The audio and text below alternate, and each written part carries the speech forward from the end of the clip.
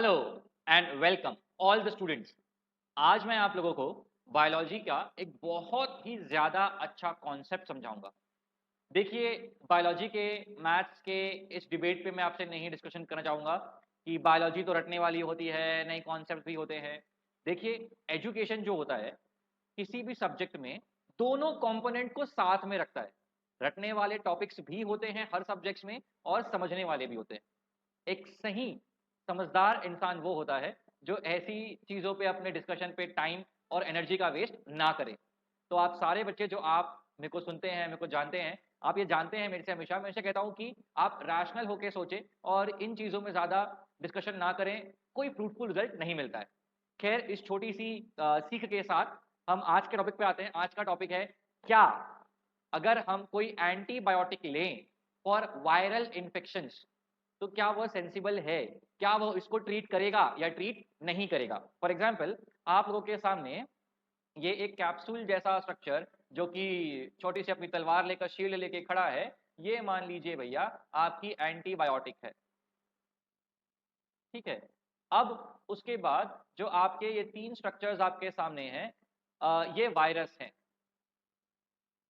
तो क्या अगर ये एंटीबायोटिक आप ले लें, अगर आपको कभी वायरस से हुआ इन्फेक्शन या बुखार है, जिसको हम वायरल इन्फेक्शन कहते हैं, तो क्या ये आपको ठीक करने में मदद करेगा? क्या एंटीबायोटिक एक बहुत सेंसिबल ट्रीटमेंट है? एंटीबायोटिक की जब बात करेंगे तो सबसे पहले वर्ड आता है पेनिसिलियम नोटाटम। ये तो पुराना नाम है, अभी इसका नाम चेंज हो गया है। ठीक है। तो एंटीबायोटिक क्या होता है पहले उसके बारे में बात करें। तो देखिए, आप सभी के सामने यहाँ पर ये छोटा सा एक मैंने डायग्राम लाया है। बच्चे जो इसको सुन रहे हैं, आपका होमवर्क होना चाहिए कि भाई ये क्या चीज है, ये हमको पढ़नी चाहिए, ये हमारा होमवर्क हुआ। और ये हुआ आपका पेनिसिलिन। पेनिसिलिन वो केमिकल है, पेनिसिलिन वो केमिकल है जो इस से निकाला गया है। सो जो बच्चे इस वीडियो को देख रहे हैं, आप ये अपना होमवर्क करेंगे, पेनिसिलिन कहाँ से एक्सट्रैक्ट किया गया है। थोड़ा तो मैंने पहले ही बता दिया है, बाकी थोड़ा खुद रिसर्च करें। पेनिसिलिन एक केमिकल है जिसको आप अगर कभी भी एक्सट्रैक्ट करके बाहर निकालेंगे और जिससे इस प्रकार से दवाई बनाएंगे, तो वो आपको बैक्टीरियल इन्फेक्शंस से बचाएगा। ये आपको समझ में आई बात? तो बेसिकली एंटीबायोटिक क्या है? एंटीबायोटिक एक केमिकल है जो किसी न किसी माइक्रो ऑर्गेनिज्म से निकाला गया है। अब ये केमिकल मेरे हाथ में है, जैसे ही कोई भी एक बैक्टीरिया मेरे बॉडी में आता है तो मैं इस एंटीबायोटिक को उसकी दवाई खा लेता हूं। तो क्या होता है, वो उस पर्टिकुलर माइक्रोब से मेरी तबीयत को बचा के रखता है। अब इस बात को मैं आपको वर्बली समझा दिया, एक्चुअली आपके सेल के अंदर में कैसे होता है, आओ मैं आपको दिखाता हूं। देखिए, मान लीजिए कभी आपको lungs that is respiratory tract में प्रॉब्लम हो जाए, तबियत खराब हो जाए, इन्फ्लेमेशन हो जाए, फ्लूइड भर जाए एल्वियोलाई में because of some certain microbes, छोटे छोटे माइक्रोब्स के मदद से, तो उनसे बचने के लिए ही हम पेनिसिलिन का इस्तेमाल करते हैं। तो ये बात तो आप लोग को समझ में आ गई, ठीक है, कि बैक्टीरिया से बचने के लिए हमको एंटीबायोटिक का इस्तेमाल किया जाता है। कैसे समझ में आता है कि ये पर्टिकुलर बैक्टीरिया के लिए या ये पर्टिकुलर माइक्रोब के लिए ये वाला एंजाइम ठीक है, कैसे है? तो उसकी पढ़ाई करते हैं साइंटिस्ट। अब वो पढ़ाई कैसे करते हैं, लैब में उनका क्या प्रोसेस है, वो डिटेल पे ना जाके मैं आपको एक छोटा सा सेल का कंपोनेंट के बारे में समझाता हूँ। ये बच्चों, आपके सामने एक सेल है। सेल में जब भी आप कोई खाना डालते हो तो खाने को पहले तोड़ा जाता है। उस तोड़ने के प्रतिक्रिया को कहते हैं कैटाबॉलिक पाथवे, जिससे एनर्जी निकलती है, उससे छोटे छोटे कंपोनेंट बनते हैं और फिर बाद में उसको जोड़ा जाता है। तो जोड़ने के बाद आपके बॉडी का मॉलिक्यूल बन गया।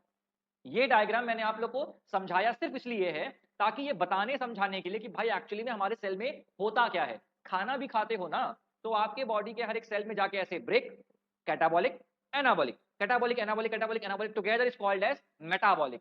All these reactions inside your cell. ये तो बात हुई खाने की। लेकिन मान लीजिए अगर कोई पर्टिकुलर आपका बैक्टीरिया है, ठीक है, जैसे कि फिलहाल आपको ये बैक्टीरिया दिख रहा होगा आप लोगों के स्क्रीन पर, ये वाला।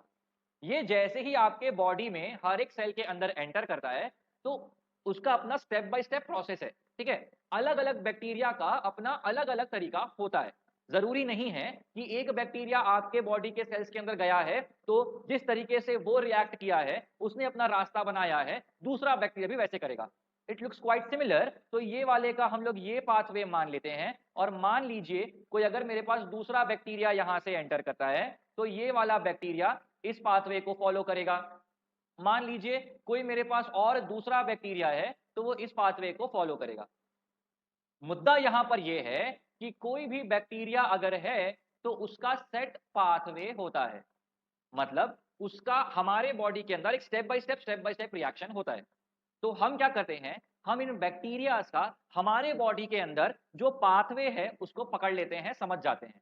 अब मान लीजिए कि ये जो ब्लू वाला है, ये जो पाथवे है ये जाकर मेरे रेस्पिरेटरी ट्रैक्ट की प्रॉब्लम्स बनाएगा, जिसके लिए पेनिसिलिन एक अच्छी दवाई है। तो हम क्या करेंगे, हम हमारी पेनिसिलिन को लेंगे और ये देखेंगे कि पेनिसिलिन इस पर्टिकुलर बैक्टीरिया के कौन से जो पाथवे है वहां पर कहां जाके उसको ब्लॉक कर सकता है, और वहां जाकर वो उसको मान लो फिलहाल यहां पे जाके उसको ब्लॉक कर देगा। ऐसे ही उसको ब्लॉक कर देगा, मतलब उसके जो सर्वाइवल इंस्टिंक्ट्स को बंद कर देगा। जैसे ही उसको बंद कर देगा तो अब वो बैक्टीरिया हमारे बॉडी में किसी भी प्रकार का कोई भी बीमारी नहीं कर सकता। तो आपका तबीयत अब ठीक होना शुरू हो जाता है। यूजुअली ऐसा होता है, बच्चे लोग एंटीबायोटिक जो होता है उसका जो सेट जो डोसेज है पूरा नहीं लेते। इसके बारे में कभी और डिस्कशन करूंगा। अगर किसी को इसका जवाब पता है तो कमेंट बॉक्स में बताएं, और अगर नहीं पता और जानना चाहते हैं तो भी बताएं, ताकि मैं आपको इसका जवाब दे सकूं। और किसी और को आता है तो जरूर कमेंट बॉक्स में लिखें, ताकि बाकी लोग भी पढ़कर उससे नॉलेज गेन कर सके। अब ये तो बात हुई भैया बैक्टीरिया की, ठीक है। अब क्या होता है, अगर कोई वायरस है तो, अगर कोई वायरस है तो वायरस का बात क्या होता है बच्चों, वायरस का कोई सेट पाथवे नहीं होता। वो ऑरेंज वाला एंट्री मार के ग्रीन में एंटर कर जाता है, ग्रीन से ब्लू पाथवे में। बेसिकली कहने का मतलब ये है उसका कोई सेट पाथवे नहीं होता। अब देखिए भाई, आपको पता है कि पर्टिकुलर 9 बजे ये एक्स आदमी अपने घर से निकलेगा, 9:15 तक चौक तक आएगा, 9:15 से जब चौक से आगे बढ़ेगा तो वो ग्राउंड को पास करेगा।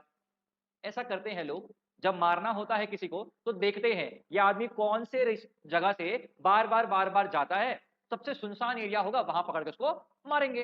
राइट, सेम काम हम भी यहां करते हैं। पर इस वायरस का कोई भी सेट रास्ता तो होता ही नहीं है, उसका कोई मेटाबॉलिक पाथवे होता ही नहीं है। तो आप जो एंटीबायोटिक देंगे वो तो कहां पर जाके बैठेगा वो उसको पता ही नहीं होता। तो ये हो गया वो पहला रीजन, पहला कारण जिसका समझ में आना चाहिए अपने को, भैया ये एक रीजन है। दूसरा, ये जो वायरस होता है वो आके सीधा आपके डीएनए के साथ मिक्स हो जाता है। अब देखिए, कोई इंसान अगर आपके घर में इतना घुल मिल सा जाए, है तो अंदर से चोर, लेकिन अपने घर में इतना अंदर से घुल मिल जाए कि आपको लगे ये तो अपना है यार, तो आप उस पर कभी शक ही नहीं करोगे। तो ये वो दूसरा रीजन है जिसको हम कभी पकड़ नहीं पाते। वो आके सीधा हमारे डीएनए में के साथ मिक्स हो जाता है, और सारे बच्चे जानते हैं DNA is the control centre of a cell. इन दो कारणों के वजह से वायरस को हम कभी समझ ही नहीं पाते वो कौन सा पाथवे फॉलो कर रहा है और वो है कहां पे। इसीलिए जितने भी हमारे एंटीबायोटिक होते हैं वो वायरल इन्फेक्शन के लिए नहीं दिए जाते, डॉक्टर्स प्रेस्क्राइब नहीं करते।